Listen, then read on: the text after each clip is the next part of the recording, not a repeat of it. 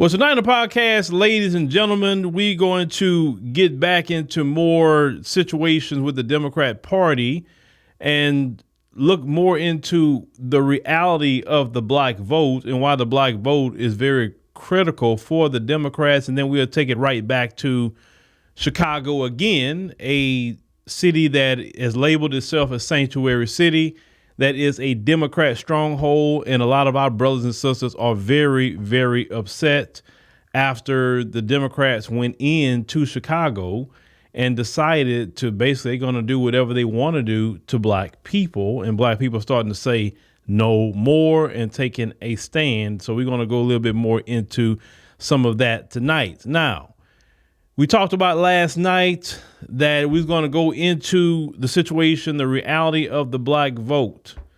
Now, they recently had a national reparations convention, I think in Atlanta, and some of the footage that came out of that was just very disturbing. In itself, hardly nobody was there. They had all the little groups that's trying to broker their own little reparations deals, but they have no support from the grassroots. It's a boule palooza. But there are brothers and sisters that did attend so they can find out exactly what's being said. Pictures were snapped, video recorded. But there was one picture that was taken, of a pamphlet that one of them had. And, sometimes they will tell the truth in the midst of them trying to get what they trying to get out of these politicians. But understand, when they talk about reparations, they don't mean it in the way we mean it, like lineage-based reparations. So let's put this up on the screen here. Now, what you're looking at on the screen is a picture and what we want to look at. Now, Reparations United, let's talk about them. Now, Reparations United, the guy who's running Reparations United is a guy by the name of Cam Howard. He was affiliated with NCOBRA from, I think, 2006 all the way to 2022. Then he made this organization. And so there's an offshoot of NCOBRA. But, it is what it is on that. We're not going to go into that. That's nothing that we even concerned about. Of course, at the bottom, you see HR for the Reparations Commission via presidential executive order now, because NCOBRA and NARC and all them other reparations groups, they want an executive order of reparations. We know good and well that's not going to work at all. But let's look at what they have up here, which is definitely actually, I looked at this and over, and which has a lot of truth to this, and we need to realize the power of the black vote. Now, right here, it says from 1960 to present, 6% of times the Democrat Party won the majority of the white vote for presidency.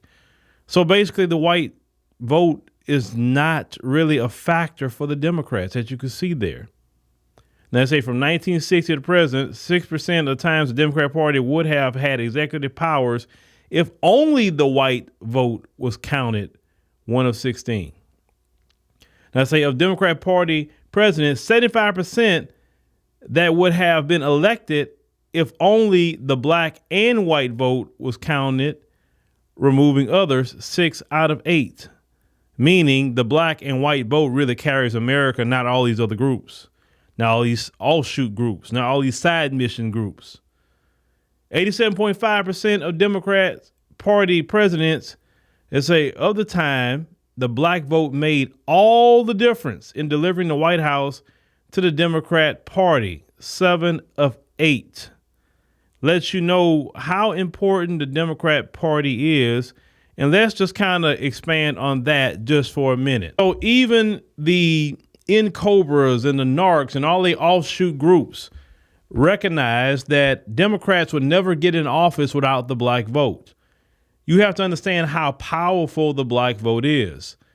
Now, the Democrats, we know, and we have talked about this, their mission and goal is to replace the black vote because they don't like black people having that much power over them. We could turn their water off at any given time. Now, they use fear tactics to keep their water turned on, but more and more we are waking up and starting to turn the water off on the Democrat Party. So they say, well, forget black people, because we had a policy of benign and neglect through the Moynihan report, and we're not going to mention you. We're not going to specifically promise you anything. And so our goal now is, because we have the power to do so, we're going to just have open borders.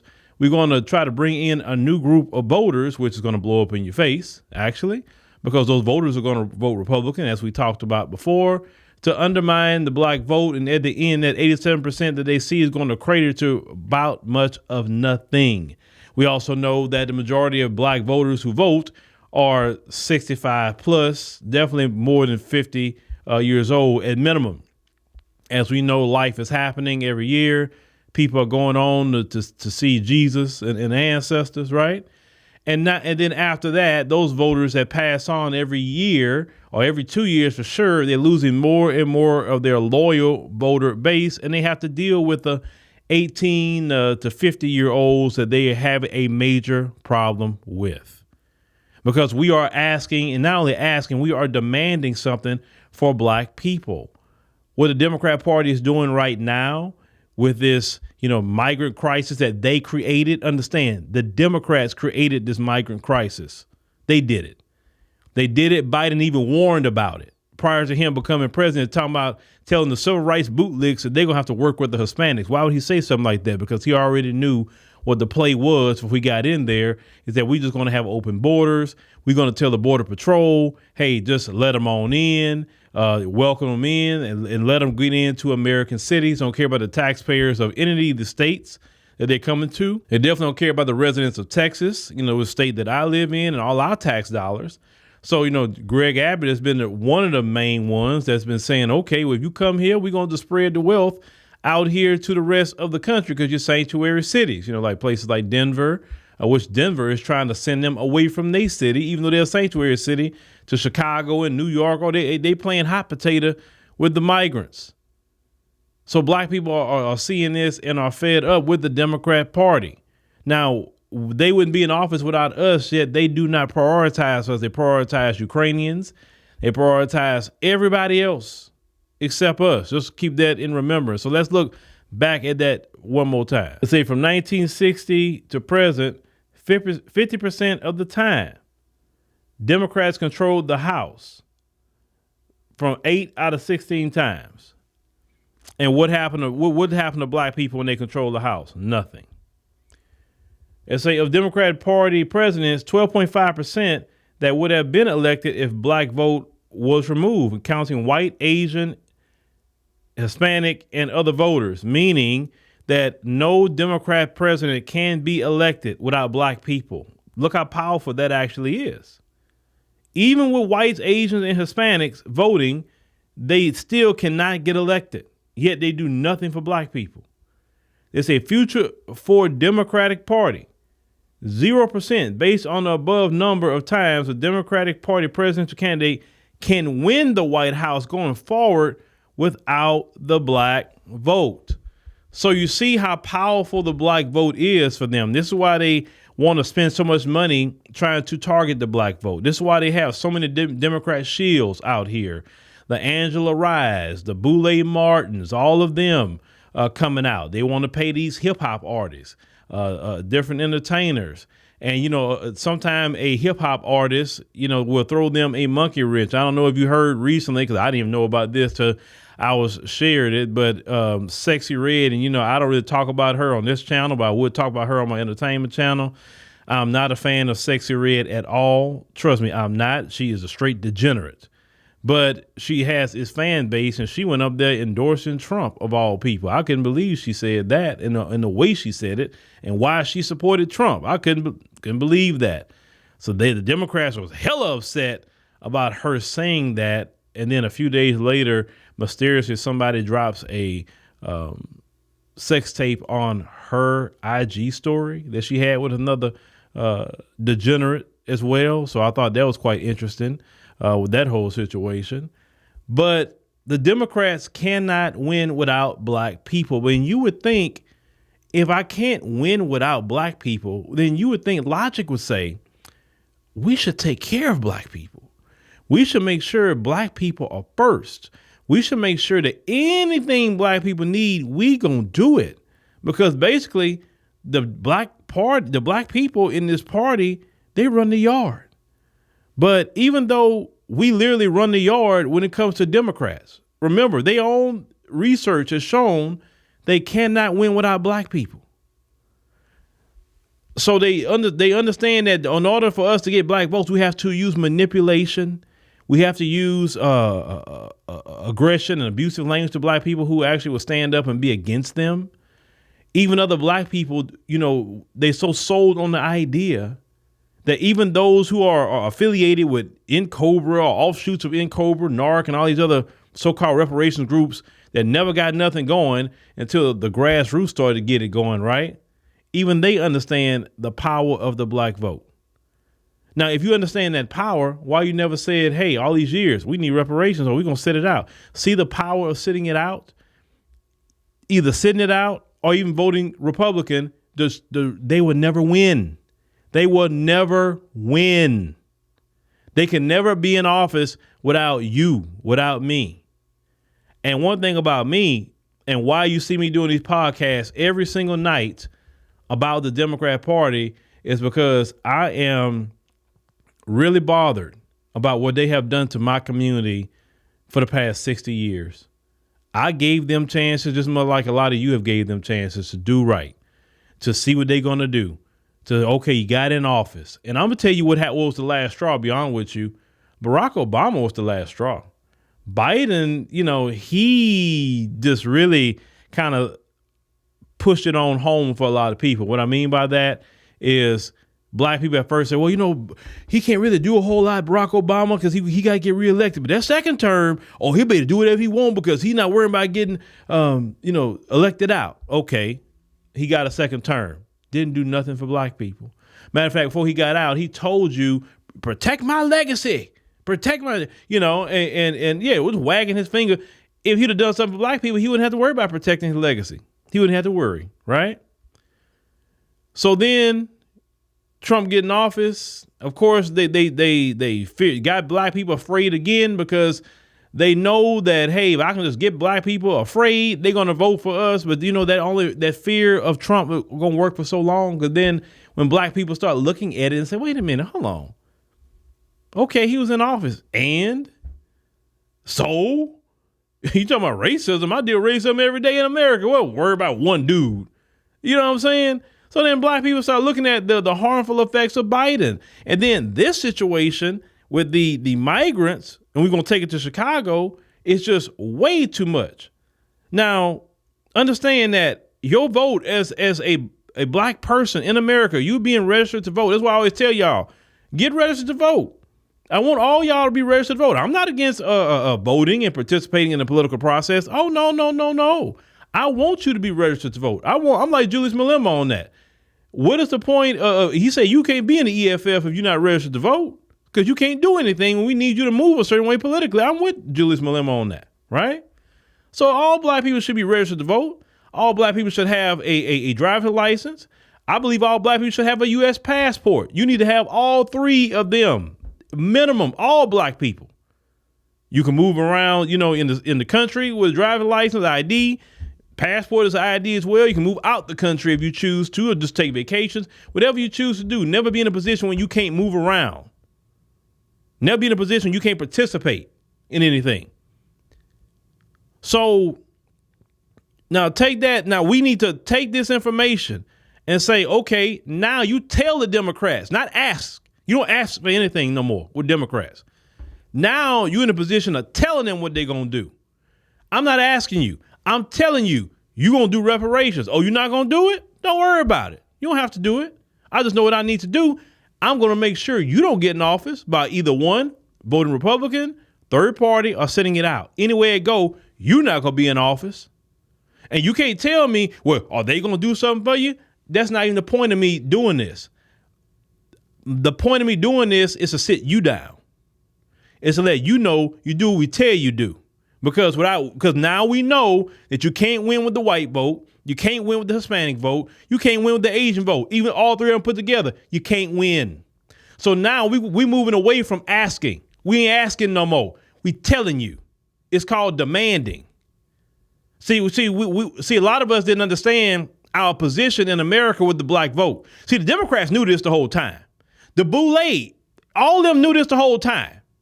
So we don't have to ask anything no more. Stop asking. You start demanding. You start telling them what they're going to do. Because your vote make or break the Democrat Party. The fear tactics don't work. See, when you understand your position, now you can speak in a position of power. You're not going to put up with their authoritarianism, basically coming in there, well, we're going to do this to you, and you got to agree with this. Let's take it to Amundsen Park, into Chicago. Now, you remember, they had the meeting over there, and they basically told them, oh, we're going to basically bring 200 migrants here, and the people said no, in unison, no. And they gave reasons why they didn't want the people there. Legitimate reason. You're going to take away from our seniors. You're going to take away from our children. These children come here to stay out of trouble. They had legitimate reasons why. They are taxpayers. But they basically came there to tell them, this is what we're going to do. You can blow off your steam. This is what we're going to do. Now, let's listen to how it got escalated and how, when we tell y'all, the Democrats are authoritarian with a group of people that literally controls their political future. Just watch this. When city officials met with Westside residents, they had difficulties sharing information because residents shouted them down, angry that their valued resource could be taken away. The city hasn't said if the decision is final, but neighborhood activists say that the Fieldhouse staff has already been asked to turn over their keys. Residents turn their anger toward Mayor Johnson. And what I want to say is to Mayor Brandon Johnson, we are disappointed in you. This is the community that supported you. How dare you? When you heard on that clip, ladies and gentlemen, you saw in the previous podcast that the residents did not want this. And yet they've come there and told the staff, turn over your keys. Why?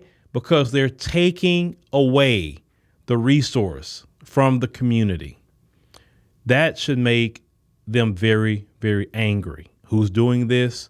The Democrat Party. Who's doing this and doing their bidding? Mayor Brandon Johnson, and also a lot of the aldermen, because all the aldermen aren't standing up in unison and say, oh, no, Brandon Johnson. Not at all. Now, some people may ask the question about, can he be recalled? Yes, he can. I looked into the rules on that. Actually, the law is actually the Laquan McDonald law. That's what they kind of coined it as. Brandon Johnson can be recalled at the 6th month and say of his tenure. He has to be in there at least 6 months before he's recalled. 2 aldermen have to bring it up to present it, and they have to get signatures, from all the different, districts.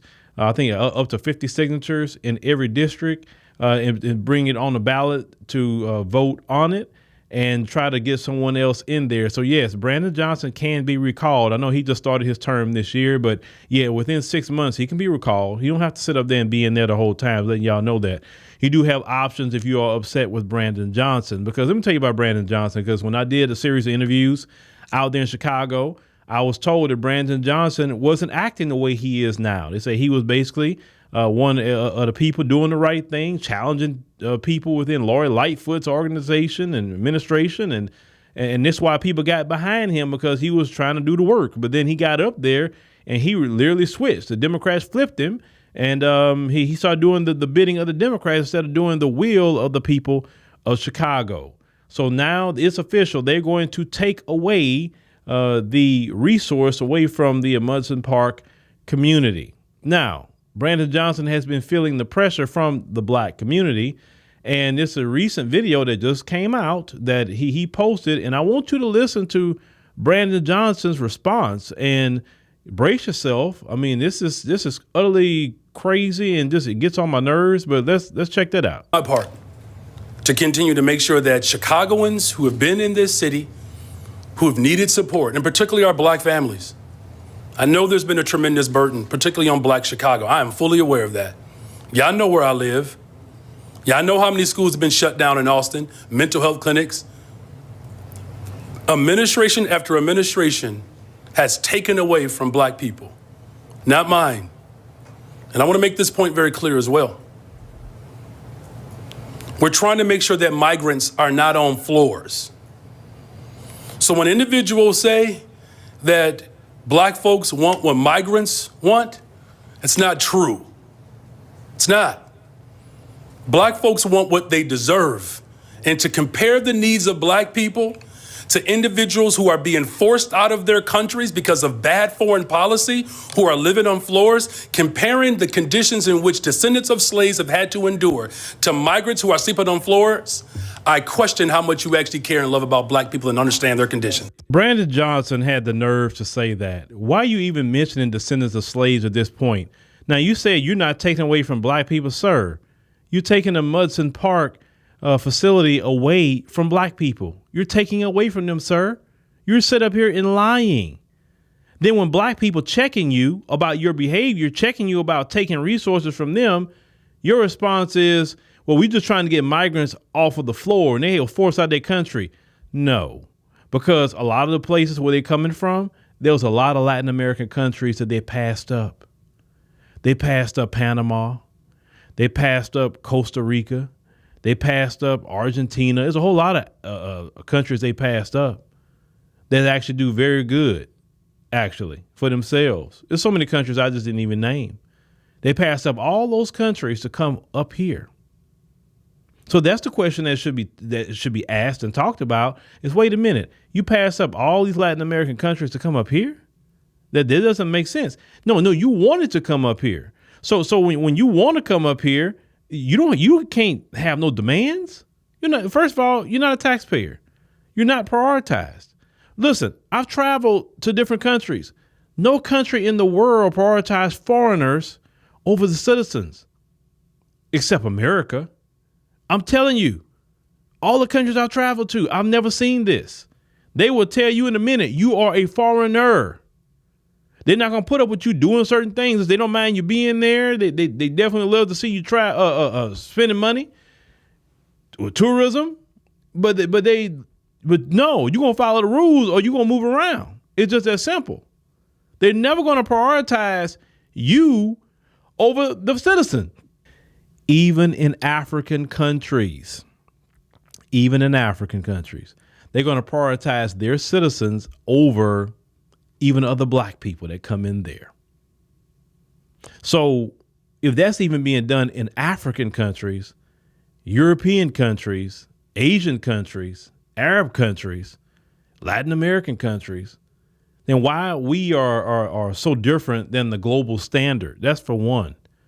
I'm not going to take from my family and give to somebody else and have my family starving and my family upset with me because I'm taking food out of their mouth and giving it to somebody else like they don't need to eat. Now, their situation, they came over here by choice.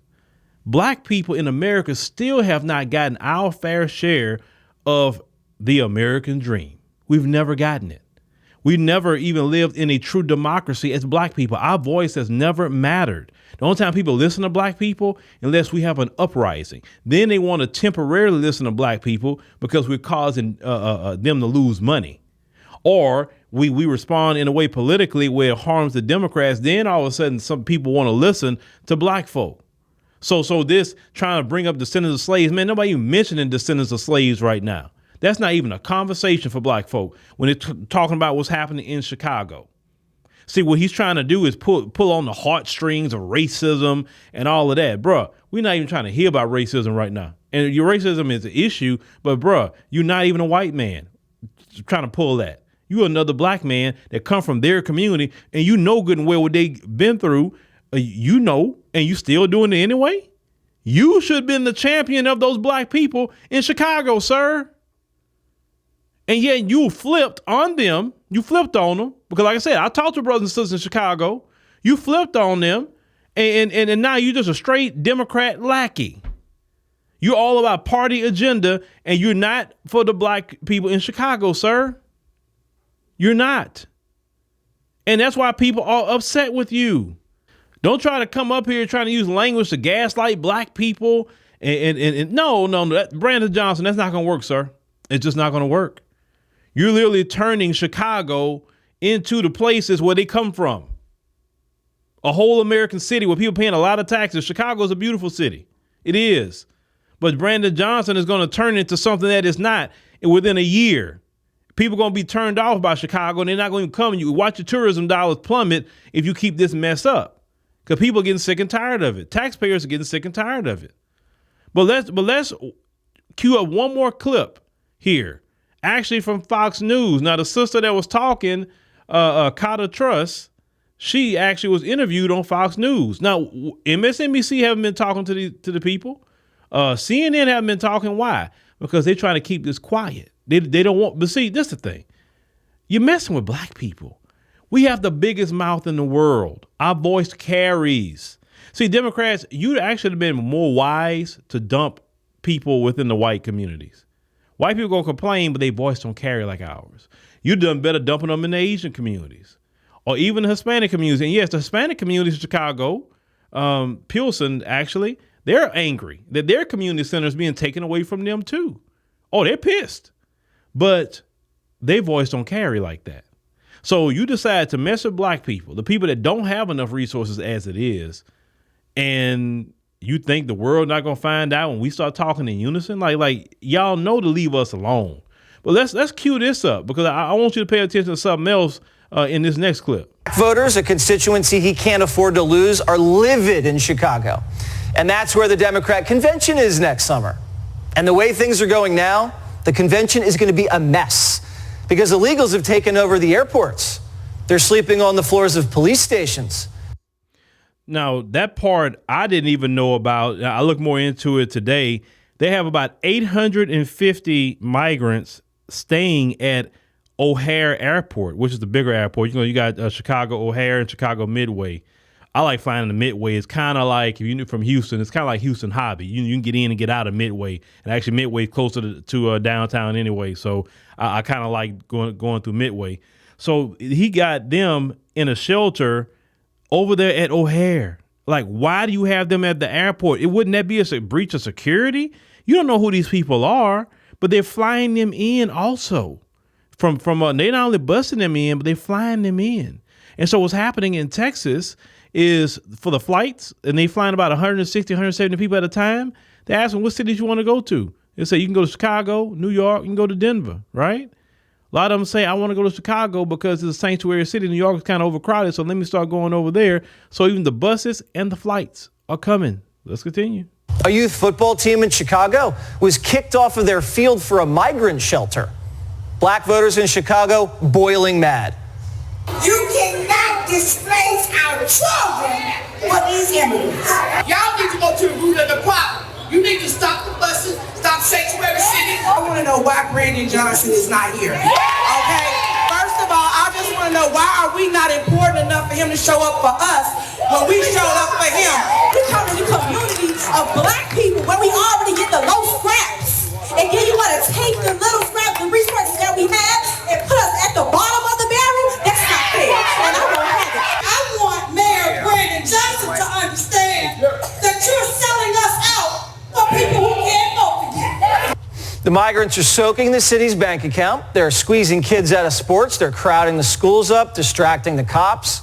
The Democrat convention in Chicago is going to be a circus. Wait until the donors step off the plane at O'Hare and see 1,000 Venezuelans in sleeping bags. Are we in Chicago or Caracas? My next guest is a Chicago resident, and she was at the meeting on Tuesday and has witnessed this whole thing firsthand. Kata Truss joins me now. Are the politicians in Chicago listening at all? No, they are not listening. And you know what?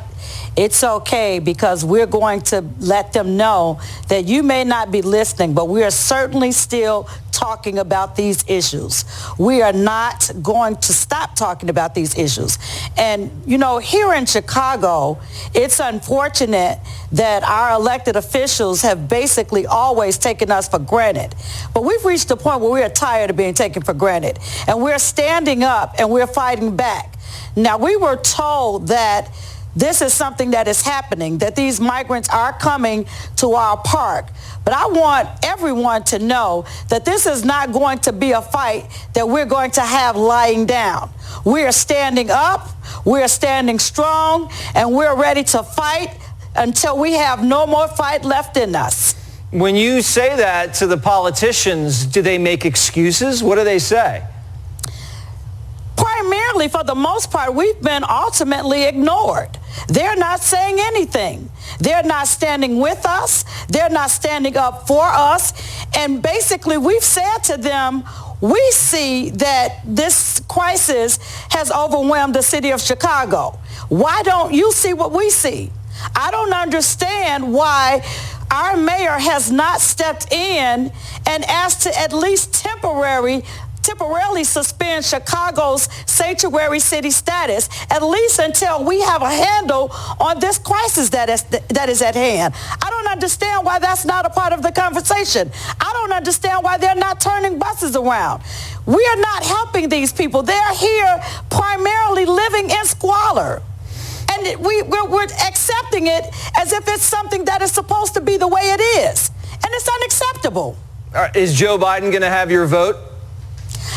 I'm not sure who's going to have my vote, but I tell you what, for me, who has always been a lifelong Democrat, the Republican Party is looking real good. Ooh, those are strong words. Kate. Oh, that's another lifelong Democrat who is talking a little different. See, I thought I was the only one talking that way, or saying, you know what? Yeah, maybe we need to look at the other side. You see that? Black people who've been lifelong Democrats, who don't talk about no MAGA or nothing like that, right?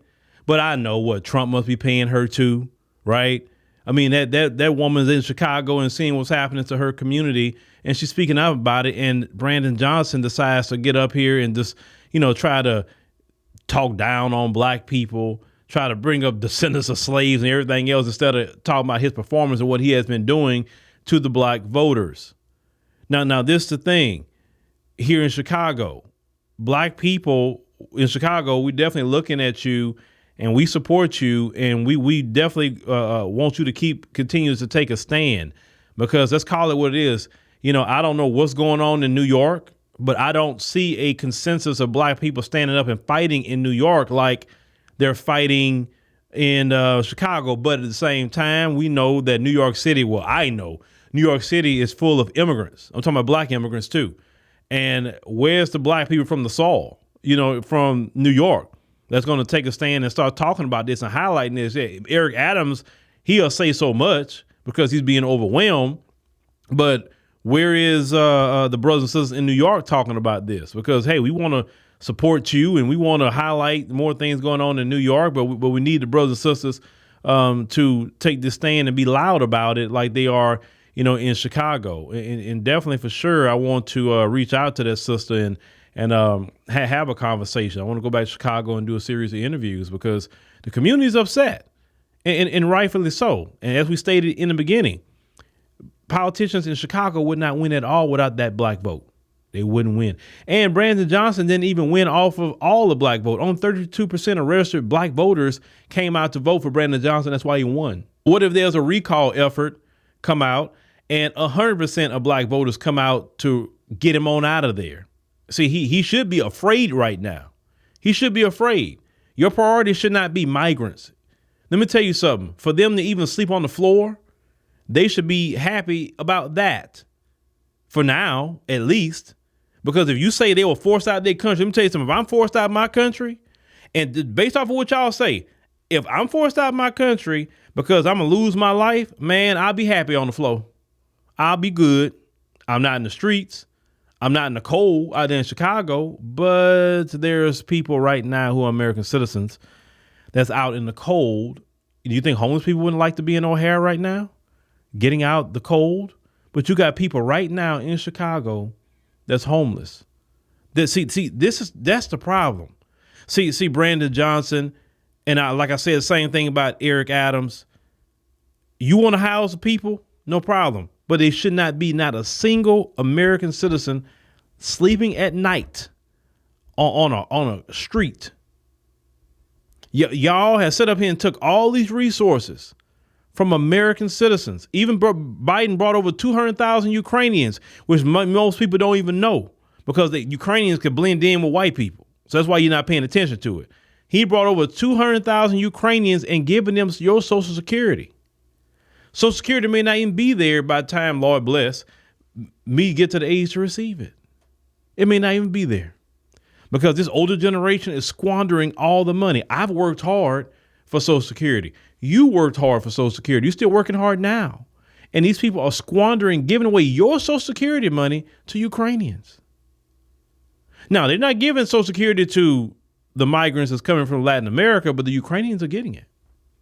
They made special concessions for them with Biden and the Democrats. But we don't supposed to say nothing about it. We don't supposed to say a word. No, black people, no. As I told you last night, you better take a stand now. If you don't take a stand now and you give Democrats another 4 years to keep doing this, black people will be done. They will accomplish their goal in destroying everything that black people have worked for. And this is nothing new. Every time black people try to get some progress, we try to build something, here they come trying to undermine us. Let's talk about history. Black people forever in this country was the working class. And after the civil rights movement, after they had to give some concessions because black people was putting foot to butt in this country, and we just start getting paid right, what did they do in the early 1970s? They say, oh, no, we're not going to sit up here and pay black people right. We're not going to treat them right with equal rights. We're not going to do that. If you start studying in the 1970s, that's when they start bringing immigrants over here. East Indians from Latin America coming, mostly that. Then they start letting some Caribbeans in, some Africans in, but the Caribbeans and Africans aren't as numerous as they all have been from, let's say, Latin America, Asian countries, etc. Of course, the whites have been if you study immigration, the whites have been coming forever. But the white numbers had kind of like fell off, and they start bringing all these other people right in the early 1970s. Around that time, you had the Moynihan Report. So while they importing all these people in here, all those jobs you see people having in Silicon Valley and all of that, those jobs should have been for all our smart black people. But they import all these different people in on visas, pay them even less money in Silicon Valley, but they won't give black people those jobs. Only 1% of Silicon Valley is black workers. We've been here forever, right? So that's the only freedom we can have is creating our own company. So I tell black people that. Every time you look up, they're trying to sabotage the progress of the black man and woman of America. But that's okay, because the Democrats have played themselves. Trust me. All we have to do as black people is get out of emotionalism. Don't listen to no black person trying to shame you at this point. Understand, when people have power, you can't shame them. The black community has political power. Remember, as we said earlier, you don't have to beg them for anything. What are you begging for? You tell them what they're going to do. You demand what they're going to do. If they don't do what you say, don't worry about it. I'm just going to just hold my vote, or I'll vote for the other side until you get the message. See, they never wanted us to realize our political power in this country. I'm going to remind you again, if they depend on the white vote, they'll never get elected. If they depend on the white, Hispanic, and Asian vote, they'll never get elected. They got to have you. And one thing we got to do when these shields pop up, when even people in our family pop up and trying to shame us to vote Democrat, you say, listen, first of all, you're not informed. Second of all, I'm walking in a position of power. And when people are walking in a position of power, I'm not afraid of anything. What am I afraid of? What's going to happen to me if I don't vote for them? Well, you sounding like Republicans. You sound like MAGA. Okay, and what's going to happen if I am? What's going to happen? What? God going to strike me down or something? What's going to happen? Ask him that. What's going to happen? Don't be afraid to tell another black person that. Because you got to understand, some black people are still, unfortunately, on the plantation mentally. They're afraid. Because they don't know this. It was the same way on the plantations in America. When you had brothers and sisters that say, you know what? Nah, man, I'm not taking this slavery. I'm fighting back. Don't you fight, massa? What's wrong with you? He gonna kill you. Okay, if he do it, I'd rather die fighting than sit up here living my whole life as a freaking slave. Oh, what, you trying to escape? What if he catch you? Well, if they catch me, they catch me. At least I know I tried. If all our people had that cowardice mentality, we'll still be in chattel slavery right now. Don't let these people ever lie to you and tell you that we didn't fight back. We fought back so much. That's why Abraham Lincoln was like, look, if I could save the Union and keep slavery, I would. And if I can get rid of slavery and keep the Union, I would too. So Abraham Lincoln was like, look, he cool with slavery, it would have kept the Union, but brothers and sisters fighting back brought up the issues too. Okay, don't think we just took it. They don't want to teach you about the slave rebellions. They never want, because that's inspirational to black people, to see how people fought back. Now, a lot of our people didn't fight back, but a lot did. A lot secured their own freedom. Secured their own freedom, got money, papered up, and went right back to the South and bought their family members out of slavery. A lot of people did that. It was some fly people in our community even during that time period. We're not a bunch of freaking cowards. All this, oh my God, it's the political part, the Democrats. That's the cowardice that was on the plantation. When you understand power, you ain't afraid of that crap. So what? When a person walks in power, they'll use a Democrat or Republican for their means. They don't care what political party. As they say, I don't care what political party is in office as long as I control the money. See, that's power talking. They don't care about what's in front of a person named soul. Our political power is our vote. The Democrats can't win without it. So once you really understand that we run the yard and keeping a Democrat in office or not, then we're going to get out of that begging. We're going to get out of that pleading. Well, why don't you do something for us? No, your conversation is going to say, no, you're going to do something for us. And you don't have to. Keep on doing what you're doing. No problem. You're out of there. You're out. You know how you out? You out. Either we either vote on the other side or we just sit it out. Because, see, you can't vote for another Democrat because this is the problem. See, like I told you before, if you make it about Brandon Johnson, then you haven't addressed the problem. It's a Democrat problem. It's not a Brandon Johnson problem. It's not because remember, y'all got rid of Lori Lightfoot, right? Well, how is it that you got rid of Lori Lightfoot and Brandon Johnson's in there and he's literally the same thing? Sometimes a little worse than what people say than even Lori Lightfoot was. It's not a Lori Lightfoot problem. It's not a Brandon Johnson problem. It's a Democrat problem. So you can't vote for another Democrat. You got to teach the Democrats that you're not going to be in power. And you teach the other side too, and you tell them, look, we'll give you a vote this time. Do right by black people. And if you don't do right by us, you won't be in there either. You understand? That's a message that go to both sides. You don't just do it to a Democrat. No, you tell a Republican too. Oh, you want our vote? No problem. This is what you're going to do. And we're not going to hear talk of it.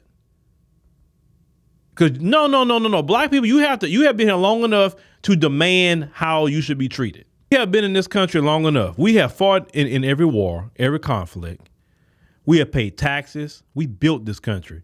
We have every right to tell politicians what they're going to do and demand what we need. We don't beg. Listen, even God himself say, come boldly to his throne. He's not even telling you to beg him. And he's the one you should be begging. He say, come boldly before his throne with prayer and supplication. Boldly. So if God himself wants you to come boldly to him, why in the world are you begging a man or a woman? What are you begging them for? You tell them what they're going to do. If black people start having that kind of language and say, no, oh, you about to close our park? Oh, this is what you about to do? I'm telling you, election day, you're gone. Oh, Alderman so-and-so? Oh, you agree with it? Election day, you're out of here. Who's running against him? I want to know because I'm going to vote for them. You say, because you're out of here. We got to teach you a lesson and let that be a lesson to all you politicians. You work for us. You do what we tell you do. It's not the way we're around. That's how you got to move, folks. But you got to have 100% participation with the black community on those efforts. We say voting don't work. No, it don't work when you aren't moving as a block as we should. You understand what I'm saying? Move we already block vote anyway. So learn how to block vote to punish too. Learn how to block vote to teach a lesson. Voting can work. For us, it can. Because the Democrats won't win without us. If we wanted to, we could tell the Democrats, you know what? You about to sit down for the next 4 election cycles. We're going to punish you like that. You're going to sit down. We're not voting for you. And then after your suspension from with us for a little bit, then are you ready to do what's right? Or what? Or you still talking? You still talking all that talk you're doing? Okay. Well, you're going to stay out of office for another like I said, we could tell them that. Trust me.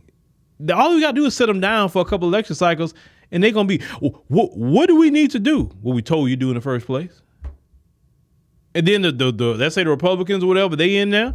You say, look, you enjoying it right now, but this is what we need from you. Or you're not going to be in there long either. You got to talk like that. Don't sit up there and beg. Tell these people what they're going to do. Tell them. Y'all talking about grassroots? Get your grassroots behind, register to vote, and move in one fell swoop on these people. And then you can put a stop to this. The first thing that black people need to say in unison in Chicago is, hey, city council, in sanctuary city status now. We don't need to vote on that. In that now. Or all you aldermen, you're gone. Brandon Johnson, you're already gone. But the rest of you want to save your political career, you better sit up there and in that now. We don't want to hear talk of it. We're tired of it. Black folks, you got to take that step and that stand. You don't have to beg these people. These people are not over you like that. They're not your lord and masters. No. You are in control. You tell them. But we're going to continue to watch Chicago, New York, and all these different, what's going on. We also notice in Denver is just trying to be slick and keep getting them out of Denver. There's a lot of more folks in Denver, and it's noted that they the main ones talking about sanctuary cities, but they don't want the people there. I mean, Denver, shame on you. Why are you sending them out of there? You should be helping and welcoming to migrants as well.